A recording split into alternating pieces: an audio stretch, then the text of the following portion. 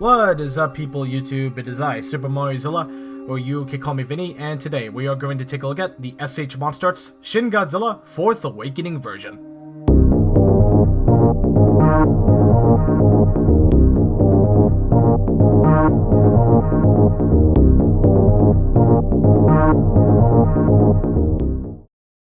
If it wasn't obvious enough after looking at the promotional photos when this figure was first revealed, this is the atomic breath version of Shin Godzilla.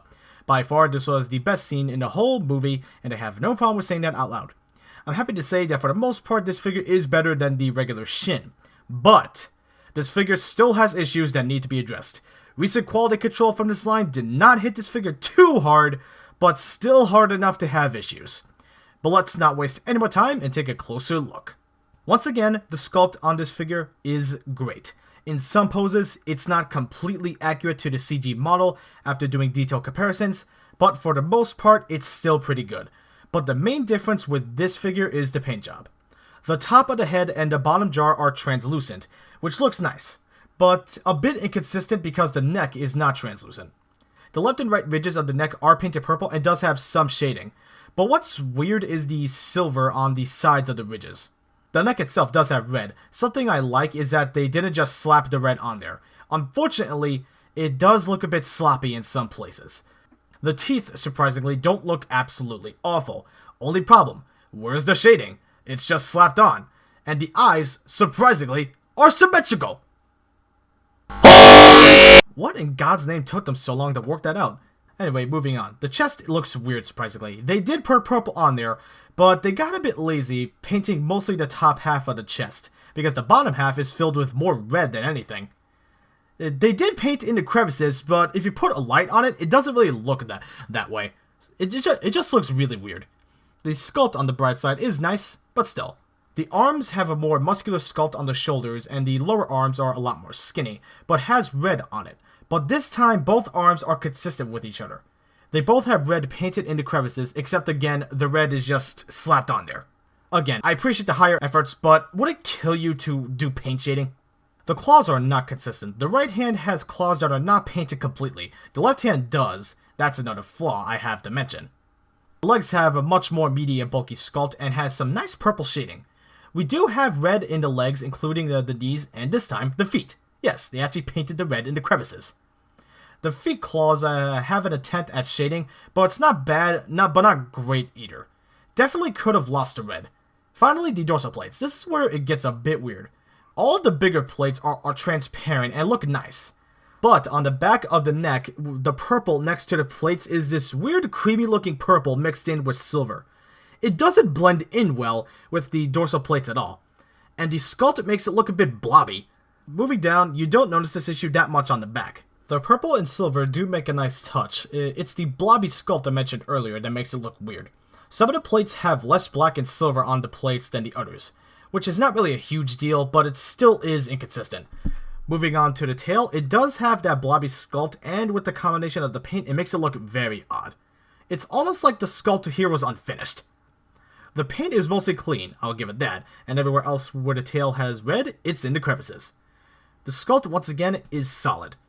Now for the tip of the tail, completely translucent, and the sculpt once again is beautiful. And yes, the face is still there. So everyone is wondering, is the paint better than the regular Shin? Yes. Does it still have problems? Yes. But the paint, again, for the most part, is decent. In some areas, I like the paint a lot, as well as the translucent dorsal plates. And the paint won't scuff as easily as the regular Shin, which is a definite plus. However, I could be wrong about that because I probably just got lucky, so don't quote me on that. Alright, articulation time. Let's take a look. Top head is on a ball joint. Can move this far up, and the bottom jaw is also on the ball joint.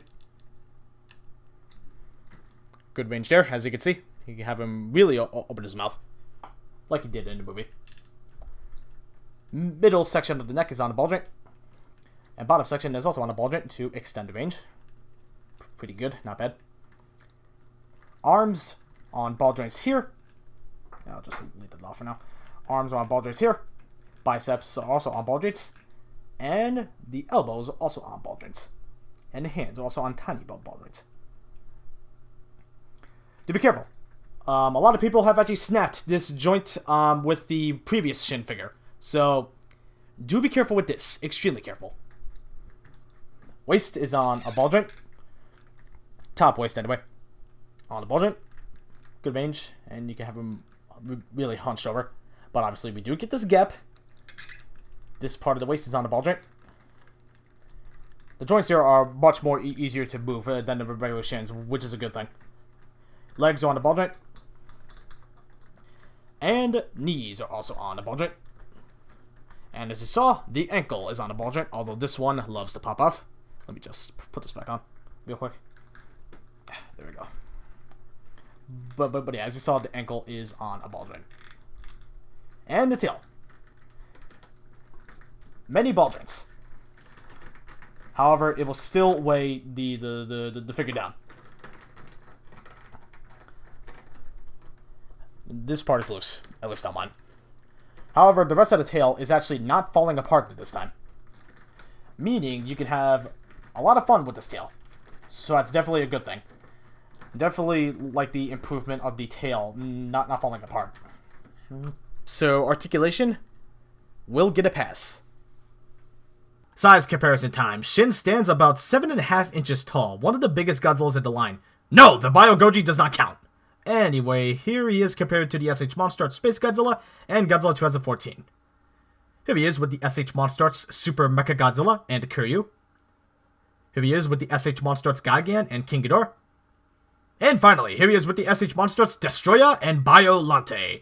Shin is a pretty big figure, so be sure to clear up some space if you're going to get this. Last but not least, the accessories. He comes with a bit, so let's take a look. We get the cool fire breath effect piece, which does look cool. Though honestly, I wish it had more gray. The beam itself does have a peg hole in it for the Tamashii stage it comes with.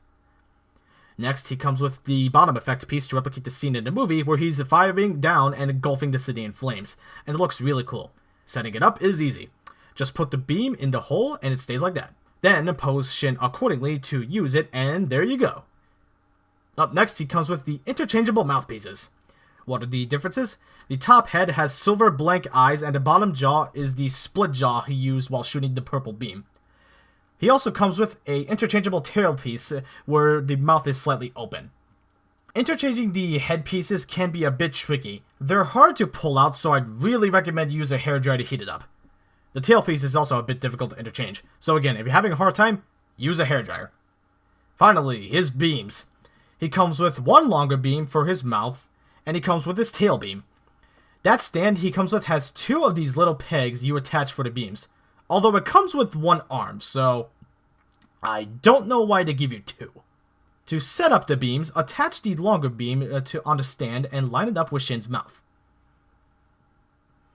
And put the shorter beam in the inside of the hole of the tail and it's all set. And there's no need for the tail beam to snap over time since it's a really light accessory. So all these accessories are really cool and I like them a lot. There's a lot of fun to be had with these. But there's one disappointing thing with these accessories. There are no back beams. This is a pretty expensive figure and we can't have the back beams? Really? Overall, this figure is better than regular Shin without a doubt. The paint issues do hold this figure back a little, but still, it's not enough to make me hate it as much as the regular Shin. The accessories really do help the shelf and display presence of this figure a lot, and I'm glad it's not a major flop. Do I recommend this? No. For one good reason. Expensive! This figure is a Japanese exclusive and a web exclusive. If you want this, you are at the mercy of the aftermarket. Chances are, if you're a completionist, you probably already have this. But if you want it now, don't get it unless if you love Shin to death. If you really want it, check out sites like Mandarake or Jungle, but make sure scalpers and sellers on eBay don't get a cent of your money. If you want a Shin figure, I'm sorry, but your best option is the NECA. With that being said, I'll give this figure a 7.5 out of 10. With that being said, thank you all so much for watching this video. If you liked it, leave a like. If you want to share your thoughts, if you're nice about it, leave a comment down below. And if you like this video and want to see others like it, you can subscribe. With that being said, I am SuperMarioZilla, and I am out. I'll see you all in the next video. Peace out.